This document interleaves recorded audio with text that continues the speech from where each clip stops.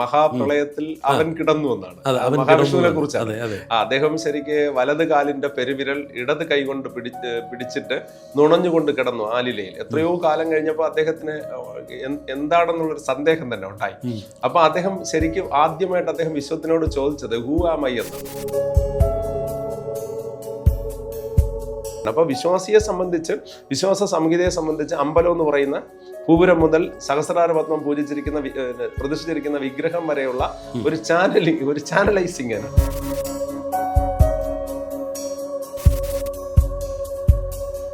ഈ 4 കാര്യവും കൂടെ ഒരുമിച്ചാൽ, ചെമ്പുപാത്രം, ശുദ്ധമായ പച്ചവെള്ളം, കൃഷ്ണതുളസി, മഞ്ഞൾപ്പൊടി, ഇത് 4ഉം കൂടെ യോജിച്ചാൽ നിങ്ങൾ നടന്നുപോയി ഒഴുക്ക് ജലത്തിൽ കുളിക്കണം. ഒഴുക്ക് ജലത്തിന്റെ പ്രത്യേകത എന്താണെന്ന് അറിയാലോ, കെട്ടിക്കിടക്കുന്ന വെള്ളമല്ല, ഒഴുക്ക് ജലം. അപ്പൊ അതിനൊരു പ്യൂരിഫിക്കേഷൻ വരുന്നത്. അപ്പൊ അതുകൊണ്ട് ഇതിനെ നമ്മൾ അനാവശ്യമായി വെല്ലുവിളിക്കാനൊന്നും പോണ്ട. സ്ത്രീകൾ കാലിൽ സ്വർണ്ണമണിയരുത് എന്ന് പറയുന്ന ഒരു വിശ്വാസം നേരത്തെ ഉണ്ടായിരുന്നു. അന്ധവിശ്വാസമല്ല, വിശ്വാസം. അപ്പൊ ഈ സ്ത്രീകൾ കാലിൽ സ്വർണ്ണമണിഞ്ഞാൽ എന്താണ്? നമസ്കാരം, അമേസിംഗ് റേയിലേക്ക് എല്ലാവർക്കും സ്വാഗതം. നിങ്ങൾ സ്ഥിരമായി കാണുന്നവരെല്ലാവരും ഇതിനടിയിൽ കമൻറ്റ് ചെയ്യണം, നല്ല നല്ല കമൻറ്റുകൾ തരണം. ഒപ്പം ലൈക്ക്, ഷെയർ ഒക്കെ ചെയ്യണം. പുതുതായി കാണുന്നവർ ദയവ് ചെയ്ത് സബ്സ്ക്രൈബ് ചെയ്യുക. ഇന്ന് നമ്മോടൊപ്പം വെങ്ങാനൂർ ബാലകൃഷ്ണൻ ചേട്ടൻ തന്നെയാണ്. ആദ്യ ഭാഗത്തിൻ്റെ തുടർച്ചയാണ്. ചേട്ടാ നമസ്കാരം. നമ്മൾ കഴിഞ്ഞ എപ്പിസോഡിൽ പറഞ്ഞു വെച്ചത് ഈ 5 ഇന്ദ്രിയങ്ങളെക്കുറിച്ചാണ്. അമ്പലത്തിൽ നിന്ന് കിട്ടുന്ന 5 ഇന്ദ്രിയങ്ങൾ, ഇന്ദ്രിയ സുഖങ്ങളെ കുറിച്ചിട്ടാണ്. അത് സ്പർശനം, ദർശനം, കേൾവി, ഗന്ധം, പിന്നെ രുചി, ഇത്രയും പറഞ്ഞിട്ടാണ്. ഇതിലൊക്കെ എന്തെങ്കിലും ശാസ്ത്രീയമായി നമുക്ക് തെളിയിക്കാൻ പറ്റുമോ? പിന്നെ അത് മാത്രമല്ല, അതിനകത്തെ ഒരു പ്രധാന കാര്യം എന്ന് വെച്ചാൽ ഇതിന്റെ അടിയിൽ മിക്കവാറും കമന്റുകൾ വരാൻ സാധ്യത. ഇതൊക്കെ എന്തോന്ന് ഇങ്ങനെ, ഇതൊക്കെ സാധാരണ എല്ലാവരും നമ്മുടെ വിശ്വാസങ്ങൾക്ക് യഥാർത്ഥത്തിൽ ശാസ്ത്രത്തിന്റെ തെളിവ് ആവശ്യമില്ല. തെളിവ് ഒരിക്കലും തന്നെ നമുക്ക് ആവശ്യമില്ല. പക്ഷെ ഈ നമ്മുടെ വിശ്വാസങ്ങൾ നിലനിൽക്കുന്നത് അന്ധവിശ്വാസമായി മാറരുത്. ആചാരങ്ങൾ നിലനിൽക്കുന്നത് അനാചാരങ്ങളായി മാറരുത്. ഇതെല്ലാം തന്നെ ശാസ്ത്രീയമായ അടിസ്ഥാനത്തിൽ തന്നെയാണ്. അപ്പൊ അങ്ങ് ചോദിച്ചല്ലോ ഈ പഞ്ചേന്ദ്രിയ സുഖങ്ങളെ സംബന്ധിച്ച്, ആ ചോദ്യത്തിന് സത്യം പറഞ്ഞാൽ പ്രസക്തിയില്ല. അങ്ങ് ചോദിച്ചത് കൊണ്ട് പറയുകയല്ല.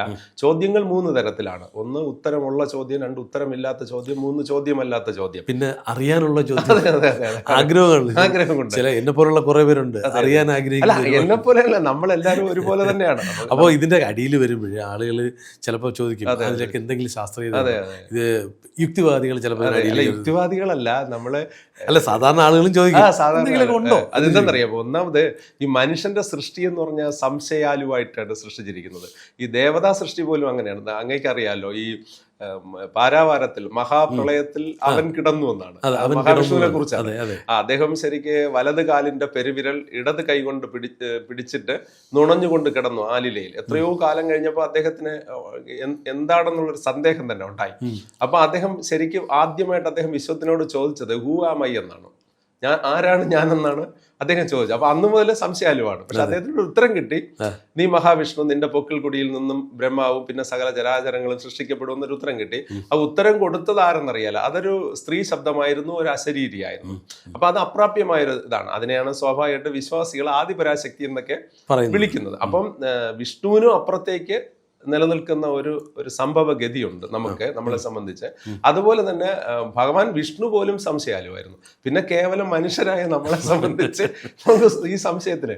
അപ്പം ഈ പഞ്ചേന്ദ്രിയ സുഖം എന്ന് പറയുന്നത് വളരെ പ്രത്യക്ഷത്തിൽ തന്നെയുള്ള ഒരു സുഖമാണ്. അപ്പൊ ഞാൻ ഇതൊരു വലിയ ഒരു 1000 പേജിൽ സംസാരിക്കേണ്ട വിഷയമാണെങ്കിൽ ഇതിനകത്തുള്ള ഒരു പ്രസക്തമായ ഒരു കാര്യം ഞാൻ പറയാം. ഇപ്പൊ ഉദാഹരണത്തിന് അമ്പലത്തിൽ നിന്ന് വാങ്ങുന്ന തീർത്ഥം, അമ്പലത്തിലല്ല അങ്ങേക്ക് വീട്ടിലും തീർത്ഥം ഉണ്ടാക്കാം. ഇത് ശാസ്ത്രീയമായി തെളിയിക്കപ്പെട്ടിട്ടുള്ള ഒരു സംഭവമാണ്. പൂക്കളെ സംബന്ധിച്ച്, ഗന്ധങ്ങളെ സംബന്ധിച്ച് എല്ലാം തന്നെ ശാസ്ത്രീയമാണ്. പുകയെ സംബന്ധിച്ച് ഇതെല്ലാം, വെടിശബ്ദത്തെ സംബന്ധിച്ച് ഇതെല്ലാം ഉണ്ട്, മണിശബ്ദത്തെ സംബന്ധിച്ച് ഇതെല്ലാം, ശങ്കുലിയെ സംബന്ധിച്ച് ഇതെല്ലാം ശാസ്ത്രീയമായി തെളിയിക്കപ്പെടുന്നുണ്ട്. അപ്പൊ ഈ ശാസ്ത്രീയമായ തെളിയിക്കലിന്റെ ആവശ്യം ഒരിക്കലും തന്നെ ഇല്ല എന്നുള്ളതാണ്. കാരണം ഇത് ഒരു സിസ്റ്റത്തിനകത്തൂടെ പോകണം. അങ്ങിപ്പോൾ ഒരു മികച്ച ഡോക്ടർ, ഒരു ഭിഷഗ്വരനായിരിക്കാം, ഒരു വൈദ്യനായിരിക്കാം. പക്ഷെ അങ്ങേക്ക് തിരുവനന്തപുരത്തെ വളരെ പ്രശസ്തമായ പുത്തരിക്കണ്ടം മൈതാനത്തിൽ വന്നു നിന്ന് അങ്ങേക്ക് സർജറി നടത്താൻ പറ്റില്ലല്ലോ. അതിന് കൃത്യമായൊരു സറൗണ്ടിങ് വേണം. അപ്പോൾ വിശ്വാസിയെ സംബന്ധിച്ച്, വിശ്വാസ സംഹിതയെ സംബന്ധിച്ച് അമ്പലം എന്ന് പറയുന്ന പൂപുരം മുതൽ പിന്നെ സഹസ്രാരപത്മം പ്രതിഷ്ഠിച്ചിരിക്കുന്ന വിഗ്രഹം വരെയുള്ള ഒരു ചാനലൈസിങ് അതിനകത്തുണ്ട്. അപ്പൊ അത് സ്വാഭാവികമായിട്ട് അതിനകത്ത് വേണമെന്നുള്ള. അപ്പൊ ഇപ്പൊ ഉദാഹരണത്തിന് ഇപ്പൊ തീർത്ഥത്തെക്കുറിച്ച്. തീർത്ഥം നമുക്ക് വീട്ടിലുണ്ടാക്കാം കേട്ടോ, തീർത്ഥം ശാസ്ത്രീയമായിട്ടുണ്ടാക്കാം. അതെങ്ങനെയെന്ന് പറഞ്ഞാൽ നമ്മൾ ഉണ്ടാക്കാത്ത എന്തെന്ന് പറഞ്ഞാൽ നമ്മൾ എന്തുകൊണ്ട് വീട്ടില് ഇപ്പൊ ദേവതാ സങ്കല്പത്തെക്കുറിച്ച് നമുക്ക് വളരെ വ്യക്തമാണ്. ഉപനിഷത്ത് പറയുന്ന നോ ദൈ സെൽഫ് നോ ദ യൂണിവേഴ്സ് എന്നാണ്. നീ സ്വയം അറിയുക, പ്രപഞ്ചത്തെ അറിയുക. നമ്മളെ അറിഞ്ഞാൽ, അതുകൊണ്ടാണ് നമ്മൾ ശബരിമലയിൽ കഷ്ടപ്പെട്ട് തള്ളി ബഹളം വെച്ച് 41 വ്രതമൊക്കെ എടുത്ത് ചെല്ലുമ്പോൾ അവിടെ ചെന്ന് തിരിഞ്ഞു നോക്കുമ്പോൾ എഴുതി വെച്ചിരിക്കുന്നത് എന്തിന് പിള്ളേ വന്നത് എന്ന തരത്തിലാണ് അവിടെ. കാരണം എന്ന് പറഞ്ഞാൽ ഞാനും നീയും ഒന്ന് തന്നെ, ഇത് രണ്ടല്ല. ഇപ്പൊ നമ്മളെപ്പോഴും അദ്വൈതം എന്ന് പറയുന്ന ഒരു കോൺസെപ്റ്റ് ഉണ്ട്. അദ്വൈത കോൺസെപ്റ്റ് വരുമ്പോഴേ എപ്പോഴും അങ്ങ് മനസ്സിലാക്കേണ്ട, നമ്മൾ രണ്ടുപേരും മനസ്സിലാക്കേണ്ട, നമ്മുടെ പ്രേക്ഷകർ മനസ്സിലാക്കേണ്ടത് ഈ ദ്വൈതം എന്തെന്ന് മനസ്സിലാക്കിയാലേ അദ്വൈതത്തിലെത്താൻ പറ്റും. ഞാനും അങ്ങ് ഒന്നാണല്ലോ, പക്ഷെ നമ്മൾ എന്താണെന്ന് മനസ്സിലാക്കിയിട്ടാണ് നമ്മൾ ഒന്നെന്ന ബോധത്തിലെത്താൻ പറ്റുള്ളൂ. അപ്പൊ ഇത് രണ്ടെന്ന നിലനിൽപ്പുണ്ട്. ഈ രണ്ടെന്ന നിലനിൽപ്പിന്റെ പിന്നെ റിയൽ കോൺഷ്യസ്നെസ്സിലോട്ട് ഒന്നെന്ന് പറയുന്ന ബോധത്തിലേക്ക് എത്തിക്കുന്നത്. അപ്പം അതവിടെ നിൽക്കട്ടെ. അപ്പൊ ഈ തീർത്ഥത്തെ സംബന്ധിച്ച്, അപ്പൊ തീർത്ഥത്തിന് ഉപയോഗിക്കുന്ന 4 വസ്തുക്കളാണ്. ഒന്നെന്ന് പറയുന്നത് ചെമ്പ് പാത്രമാണ്. ചെമ്പിന്റെ ശാസ്ത്രീയമായിട്ടുള്ള സംഭവം ഒന്ന് നെറ്റിൽ സെർച്ച് ചെയ്താൽ അറിയാൻ പറ്റും. രണ്ടാമത് ശുദ്ധമായ പച്ചവെള്ളമാണ്. പച്ചവെള്ളത്തിന്റെ കിണർ ജലത്തിന്റെ ഗുണം എന്താണ്? പൈപ്പ് വെള്ളമല്ല എന്താണ്. മൂന്നാമത് തുളസി ഇലയാണ്. തുളസിയുടെ ഔഷധ ഗുണം അങ്ങേക്കും എനിക്ക് നന്നായിട്ട് അറിയാം, നമ്മളെക്കാൾ കൂടുതൽ നമ്മുടെ പ്രേക്ഷകർക്ക് അറിയാം. നാലാമത്തെന്ന് പറഞ്ഞാൽ മഞ്ഞൾപ്പൊടിയാണ്. മഞ്ഞൾപ്പൊടിയുടെ അളവും മറ്റു ഗുണഗണങ്ങളും എല്ലാം തന്നെ എല്ലാ ആളുകൾക്കും അറിയുന്നതാണ്. ഈ 4 കാര്യവും കൂടെ ഒരുമിച്ചാൽ, ചെമ്പുപാത്രം, ശുദ്ധമായ പച്ചവെള്ളം, കൃഷ്ണതുളസിയാണ്. കൃഷ്ണതുളസി, അതിൽ എണ്ണ ഉണ്ട്, കൃഷ്ണതുളസി, മഞ്ഞൾപ്പൊടി, ലേശം മാത്രം മഞ്ഞൾപ്പൊടി, ഇത് 4ഉം കൂടെ യോജിച്ചാൽ സൈനർജസിക് ആക്ഷൻ എന്ന് പറയുന്ന ഒരു പ്രോസസ്സിങ് നടക്കുകയാണ്. സൈനർജസിക് ആക്ഷൻ, ഇത് നമ്മൾ സെർച്ച് ചെയ്താൽ കിട്ടും. അപ്പൊ ഈ സൈനർജസിക് ആക്ഷൻ എന്ന് പറയുന്നത്, അപ്പൊ ഇവിടെ ശ്രദ്ധിക്കേണ്ട ഒരു കാര്യം, ഇതിൽ ഒരിക്കലും സൺലൈറ്റ് അടിക്കാൻ പാടില്ല. അതുകൊണ്ടാണ് പല വീടുകളിലും പണ്ട് ഈ തീർത്ഥം എന്ന് പറഞ്ഞിട്ടല്ല അവർ ചെയ്യുന്നത്. വൈകുന്നേരം അവിടുത്തെ മുത്തശ്ശിമാരല്ല, അവർ കുളിച്ച് ഭസ്മക്കുറിയൊക്കെ ഇട്ടതിന് ശേഷം ഒരു ചെമ്പ് പാത്രം കൊണ്ടുപോയി, അസ്തമയത്തിന് ശേഷമാണ് അത് ചെയ്യുന്നത്. ഈ കിണറിൽ നിന്ന് ഒരു കുറച്ച് വെള്ളം, അത് നമ്മൾ ചെമ്പ് പാത്രം മൊന്ത എന്നൊക്കെ പറയും, മൊന്ത. അപ്പൊ അതിൽ കൊണ്ടുവന്നിട്ട് കുറച്ച് മഞ്ഞൾപ്പൊടിയും കുറച്ച് തുളസിയിലായിട്ട് അടച്ച് വയ്ക്കും. അവർ അടച്ച് വയ്ക്കുന്നത് എവിടെയെന്ന് വെച്ചാൽ ഈ പൂജ നടത്തുന്നില്ലേ, പൂജാമുറി, നിലവിളക്കിനടുത്തല്ല അടച്ചു വയ്ക്കും. അടച്ചു വെച്ചിട്ട് പിറ്റേ ദിവസം ഇതിനെ വെറും വയറ്റിൽ എന്ന് പറഞ്ഞാൽ ഭക്ഷണമൊന്നും കഴിക്കും, എണീറ്റ ഉടൻ തന്നെ ഇത് പല്ലുപോലും തേക്കാതെ ഇത് കുടിക്കുന്ന രീതിയുണ്ട്. പിന്നെ ചില ആളുകൾ ദേഹശുദ്ധി വരുത്തിയതിന് ശേഷമാണ് ഇത് കുടിക്കുന്നത്. അപ്പൊ ഇത് ദേഹശുദ്ധി വരുത്തിയില്ലെങ്കിൽ ഒരേ ഗുണമാണ് ഇത് വരുന്നത്. അപ്പൊ ഇതിനെ നമ്മൾ ഈ വാട്ടറിനെ വിളിക്കുന്നത് ക്ലസ്റ്റേർഡ് വാട്ടർ എന്നാണ്. Clustered water. ഈ ക്ലസ്റ്റേർഡ് വാട്ടർ ഇപ്പോഴും നമുക്ക് വാങ്ങാൻ കിട്ടുന്ന ഒരു സാധനമാണ്. കണ്ടന്റ് ഇതാണ്, ഇൻഗ്രീഡിയൻസ് ഇതാണ്. കാരണം ക്ലസ്റ്റേർഡ് വാട്ടർ ഉപയോഗിച്ചാൽ നമ്മുടെ ഒരു കുറച്ച്, ഇപ്പം നമ്മളിപ്പോൾ പൈപ്പിൽ നിന്ന് രാവിലെ നമ്മൾ പിടിക്കുന്ന കുറച്ച് വെള്ളം, ആ വെള്ളം അങ്ങ് കുറച്ച് വെള്ളം എടുത്ത് കഴിയുമ്പോൾ അതിൽ നമ്മുടെ ഇതൊക്കെ വരുമല്ലോ, ടേസ്റ്റ് ഒക്കെ വ്യത്യാസം വരും, കളറിന് പറ്റും. പക്ഷെ അവർ 2 മിനിറ്റ് കഴിയുമ്പോൾ അത് നന്നായിട്ട് മാറും, ഇതിന്റെ ടേസ്റ്റ് മാറും, മറ്റു കാര്യങ്ങൾ നമ്മുടെ ഈ ഓക്സിജൻ കലരുമ്പോൾ. അപ്പൊ സ്വാഭാവികമായിട്ട് ഈ വെള്ളത്തില് ഈ നമ്മളൊരല്പം ഒരു തുള്ളി 2 തുള്ളി ഈ ക്ലസ്റ്റേർഡ് വാട്ടർ ഒഴിച്ചു കഴിഞ്ഞാൽ ഈ വെള്ളം പ്യൂരിഫിക്കേഷനിലേക്ക് വരും, പ്യൂരിഫൈ ചെയ്യപ്പെടും.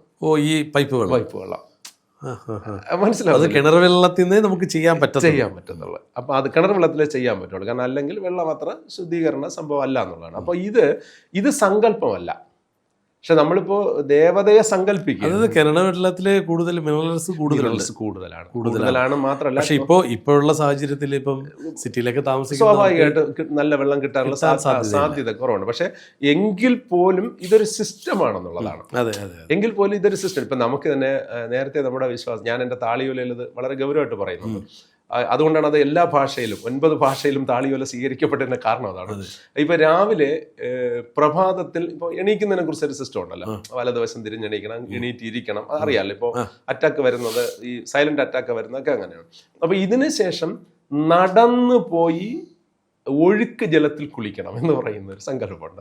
നടന്നുപോയി. ഇപ്പം നമുക്ക് പലർക്കും അറിയാം, നമ്മൾ പാർക്കുകൾ നോക്കിയാൽ, നദീതീരങ്ങൾ നോക്കിയാൽ, അല്ലെങ്കിൽ അത്തരത്തിലുള്ള ഈ നമ്മുടെ എക്സർസൈസ് ചെയ്യുന്ന സ്ഥലങ്ങൾ നോക്കിയാൽ ഒരുപാട് ആളുകൾ രാവിലെയും വൈകുന്നേരം അവരുടെ സൗകര്യത്തിന് വരുന്നതാണ്. ഇഷ്ടംപോലെ ആളുകൾ നടക്കാൻ വരുന്നത് കാണാം. കാരണം അവരോട് നമ്മുടെ ഡോക്ടേഴ്സ്, മോഡേൺ സയൻസ് പറഞ്ഞിരിക്കുകയാണ്, നിങ്ങൾ നടക്കണം, ഇത്ര സമയം എക്സർസൈസ് ചെയ്യാൻ, മറ്റേ സൈക്കിൾ ചെയ്യട്ടാനും നീന്താനും കിണറിലെ വെള്ളം കോരാനും ഒക്കെ നിങ്ങൾക്ക് ബുദ്ധിമുട്ടാണ്, അതുകൊണ്ട് നിങ്ങൾ നടക്കണം. ഇത് നമ്മുടെ ആചാര്യ സംഹിത നേരത്തെ പറഞ്ഞു നമ്മളോട്, നിങ്ങൾ നടന്നു പോയി ഒഴുക്ക് ജലത്തിൽ കുളിക്കണം. ഒഴുക്ക് ജലത്തിന്റെ പ്രത്യേകത എന്താണെന്ന് അറിയാലോ, കെട്ടിക്കിടക്കുന്ന വെള്ളമല്ല, ഒഴുക്ക് ജലം. അപ്പൊ അതിന്റെ ഒരു പ്യൂരിഫിക്കേഷൻ വരുന്നത്. അപ്പൊ അതുകൊണ്ട് ഇതിനെ നമ്മൾ അനാവശ്യമായി വെല്ലുവിളിക്കാനൊന്നും പോകണ്ട. ഇത് വെല്ലുവിളിക്കാൻ പോകുന്നത് നമ്മുടെ അറിവില്ലായ്മയാണ് പലപ്പോഴും. നമ്മളിപ്പോ ഇവിടെ അമേരിക്ക ചന്ദ്രനിലേക്ക് പോയി എന്ന് പറയുമ്പോൾ നമ്മൾ ഇവിടെ നിന്ന് വെല്ലുവിളിക്കൊന്നും വേണ്ട. അതെ. അതുകൊണ്ടാണ് അബ്ദുൽ കലാം പറഞ്ഞത് നമ്മൾ ഇത് മിക്സ് ചെയ്ത് കൊണ്ടുപോകണം. ഈ മെറ്റീരിയലിസവും സ്പിരിച്വലിസവും കൂടെ മിക്സ് ചെയ്ത് കൊണ്ടുപോയി നല്ല രസമാണ്. മനസ്സിലാവുന്നുണ്ട്? മനസ്സിലായി. ഇപ്പം അങ്ങയെ സംബന്ധിച്ച് അങ്ങയുടെ ഭാര്യ, അങ്ങയുടെ കുട്ടികളെ, എൻ്റെ ഭാര്യ, എൻ്റെ കുട്ടികളെ, എൻ്റെ സുഹൃത്തുക്കളെ, എൻ്റെ സുഹൃത്തുക്കളുടെ കുട്ടികളെ, ഇവരാരും ജീൻസും ടീഷർട്ടും ഇട്ടുവിടാന്ന് പറയരുത്. ആത്മീയതയിൽ നിന്നുകൊണ്ട് അവർ ജീൻസും ടീഷർട്ടും ഇടണം, ശരീരം കാണിക്കരുത്, അത്രേ ഉള്ളൂ. പക്ഷെ എന്നിട്ട് അമ്പലത്തിൽ പോകുന്ന സമയത്ത് ഒന്നുകിൽ അവിടുത്തെ സിസ്റ്റം അനുസരിച്ചിട്ട് ഈ ജീൻസ് മറച്ചുകൊണ്ട് ഒരു മുണ്ട് ഉടുക്കണം. അതൊരു സിസ്റ്റമാണ്. അതാണ് ഞാൻ അദ്ദേഹത്തിനോട് പറഞ്ഞത്. ഇത് അബ്ദുൽ കലാം സാറിന് കോട്ട് ചെയ്ത് അദ്ദേഹം പറഞ്ഞത് ഇത് മിക്സ് ചെയ്ത് കൊണ്ടുപോകാൻ പറഞ്ഞ്. എന്ത് രസമാണെന്ന് അറിയാമോ? മിക്സ് ചെയ്ത് കൊണ്ട് ഇപ്പം അങ്ങയുടെ വീട്ടില് അങ്ങയുടെ മക്കൾ, അങ്ങയുടെ കുഞ്ഞുങ്ങൾ ജീൻസും ടീഷർട്ടും തന്നെ അല്ലെങ്കിൽ മോഡേൺ വസ്ത്രങ്ങൾ ധരിച്ചാണ് അവർ ദൈനംദിന ലൈഫിലേക്ക് സ്കൂൾ യൂണിഫോം ഒഴിച്ചുകൊണ്ട്. അപ്പൊ ഇവര് വീട്ടിലേക്ക് അങ്ങ് വരുന്ന സമയത്ത് അവർക്ക് പാവം ആവാഹന ഉദ്വംസനം എന്ന് പറഞ്ഞുകൂടല്ലോ, അവര് ദേവി, അമ്മ എന്നൊക്കെ പറഞ്ഞുകൊണ്ട് ഒരു നിലവിളക്ക്, ഒരു ചെറിയ തോർത്തൊക്കെ കൊടുത്ത് അല്ലെങ്കിൽ ഒരു കുഞ്ഞു മുണ്ടൊക്കെ കൊടുത്ത് ഒരു നിലവിളക്ക് കത്തിച്ച് അച്ഛ എന്നിങ്ങനെ വിളിച്ചുകൊണ്ട് അല്ലെങ്കിൽ ഡാഡി എന്ന് വിളിച്ചുകൊണ്ട് അവൻ നിലവിളക്ക് കത്തിച്ചുകൊണ്ട് നിൽക്കുമ്പോൾ അതൊരു സംസ്കാരത്തിന്റെ ഭാഗമായി മാറി. അവിടെ ദൈവമൊന്നും വരുന്നു എന്നല്ല അർത്ഥം. ഒരു സംസ്കാരം. അത് മാത്രമല്ല അതിനകത്ത് വേറെ ഒരു സംഭവം. അപ്പൊ ഇതിന്റെ പ്രാക്ടിക്കൽ വശം വളരെ ഗൗരവമുള്ളതാണ്. അല്ലെങ്കിൽ ഇവനെ നമുക്ക് കുളിപ്പിക്കാൻ പറ്റില്ല. വൈകുന്നേരം അവൻ കുളിക്കില്ലല്ലോ. അവൻ പറയും കുഴപ്പമില്ല, ഞാൻ ഇന്ന് സ്കൂളിൽ ഓടിയിട്ടൊന്നുമില്ല. അപ്പൊ അവൻ പോയ സമയത്ത് എന്തെല്ലാം ഇതിലൂടെ വൈറസുകൾ കടന്നു വന്ന്, ബാക്ടീരിയസ് കടന്നു വന്ന് എല്ലാം വന്നല്ല. പക്ഷെ അവൻ വന്നിട്ട് അവന്റെ അമ്മയോട്, അമ്മ ഞാൻ വിളക്ക് കത്തിക്കാൻ സമയം, ശരിയമ്മ എന്ന് പറയുമ്പോൾ ഒന്നുമില്ലെങ്കിൽ അവൻ ഓടിപ്പോയി നമ്മൾ ഈ പഴയ ആൾക്കാർ പറയില്ലേ കാക്കക്കുളി എന്ന്, ഒരു കുളി കുളിച്ചിട്ട് അവൻ വന്നിട്ട് ഇത് ചെയ്യുന്നു എന്ന് പറയുന്നത് തന്നെ അവന്റെ സംസ്ഥാനം. അപ്പൊ ഇതുകൊണ്ട് അവനുണ്ടാവുന്ന ഗുണമെന്നറിയാമോ? ഒരു 7 മണിക്കോ അല്ലെങ്കിൽ 6:30 മണിക്കോ അവന്റെ പഠനത്തിലേക്ക്, ദൈനംദിന ഹോംവർക്കിലേക്ക് പോയാൽ അവന്റെ ബ്രെയിൻ ഷാർപ്പായിരിക്കും, ന്യൂറോൺസ് ഷാർപ്പായിരിക്കും. അപ്പൊ ഇതിന്റെ പ്രാക്ടിക്കൽ ശാസ്ത്രീയതയാണ്. ഇപ്പൊ നമ്മള് സ്ത്രീകൾ കാലിൽ സ്വർണ്ണം അണിയരുത് എന്ന് പറയുന്ന ഒരു വിശ്വാസം നേരത്തെ ഉണ്ടായിരുന്നു. ഇതൊരു വിശ്വാസമാണ്. അപ്പൊ ഈ വിശ്വാസം അന്ധവിശ്വാസമല്ല, വിശ്വാസമാണ്. അപ്പൊ ഈ സ്ത്രീകൾ കാലിൽ സ്വർണ്ണം അണിഞ്ഞാൽ എന്താണ് ഇതിന്റെ പ്രാക്ടിക്കൽ വശം എന്ന് ചോദിച്ചാല്, പലപ്പോഴും ഈ ചൂട് സമയത്ത് ജനൽ തുറന്ന് ഇറങ്ങുമ്പോൾ കള്ളം മോഷിച്ചുകൊണ്ട് പോകുന്ന സംഭവമുണ്ട്. കുട്ടികൾ ഇതിട്ടുകൊണ്ട് പോയി കഴിഞ്ഞാൽ മിസ്സാവാൻ ഒരു അവസരമുണ്ട്. പക്ഷേ ഇതിനൊരു ശാസ്ത്രീയ സംഭവം കൂടെ ഉണ്ട്. അതായത് കാൽ കണ്ണെന്ന് പറയും, അങ്ങേക്കും എനിക്കും ഉള്ളതാണ്. അപ്പൊ ഈ പുരുഷനെ അപേക്ഷിച്ച് സ്ത്രീകളുടെ കാൽ കണ്ണെന്ന് പറയുന്നത് ഈ നേർത്തതാണ് കുറച്ചുകൂടെ, അവിടുത്തെ സ്കിന്ന്. അപ്പൊ ഇവിടെ സ്ഥിരമായി ഗോൾഡ് ഉരഞ്ഞു കഴിഞ്ഞാൽ വാദം എന്ന് പറയുന്ന രോഗം, പിത്തം, കഫം, വാദം, 3 രോഗങ്ങൾ. ഇപ്പൊ വാദം വരാനുള്ള സാധ്യത കൂടുതലുണ്ടെന്നാണ് ശാസ്ത്രം. വാദം വരുമെന്നല്ല അർത്ഥം. മനസ്സിലായി. ഇതിന്റെ അർത്ഥം നമുക്ക് സ്വർണം സ്ത്രീകൾ ഇടരുത്. ഇപ്പൊ ഇത് കേട്ടുകൊണ്ടിരിക്കുന്ന നമ്മുടെ പ്രേക്ഷകരെ, നമ്മുടെ സഹോദരിമാരെ, നമ്മളെ സ്വാഭാവികമായിട്ട് ഇവനാരെന്ന് ചോദിക്കേണ്ടത് അതൊരു സാധ്യതയെ കുറിച്ചാണ്. പക്ഷെ ഇതിന്റെ പ്രാക്ടിക്കൽ വശം നോക്കുമ്പോൾ വളരെ നല്ലതാണ്. നമുക്ക് നഷ്ടപ്പെടാനായിട്ട് ഇപ്പൊ തന്നെ മാല തന്നെ ഡയറക്റ്റാ വന്നിട്ട് കള്ളന്മാര് പൊട്ടിച്ചു കൊണ്ടുപോകുന്ന. ഏതായാലും നമ്മളിപ്പോ ഇത്തരം കാര്യങ്ങളിലേക്ക് പോയി, ഇപ്പൊ ക്ഷേത്ര ദർശനത്തിന് പോയി അത് ശാസ്ത്രീയമായി അങ്ങ് പറഞ്ഞു. അതെ. അതിനുശേഷം ഇപ്പൊ നമ്മള് ഇപ്പൊ ദ്വാരപാലകന്മാരെ അനുവാദം വാങ്ങി നേരെ കയറി പോവുകയാണ് ചെയ്യുന്നത് ക്ഷേത്രത്തിനകത്തേക്ക്. അതെങ്ങനെയാണ് പ്രവേശിക്കുക? അല്ല, ഈ പ്രവേശനം എന്ന് പറയുന്നത് അതിന് നമ്മൾ പറയുന്ന പ്രദക്ഷിണം എന്നാണ്. പ്രദക്ഷിണം എന്ന് പറഞ്ഞാൽ നമ്മള് വലം വയ്ക്കുക എന്ന് മാത്രം അർത്ഥമില്ല. ദേവവിഗ്രഹത്തിന്റെ വലതു ഭാഗത്തുകൂടെ കടന്ന് പുറകിലൂടെ വന്ന് ഇടതു ഭാഗത്തൂടെ മുന്നിലെത്തുന്നതാണ് പ്രദക്ഷിണം.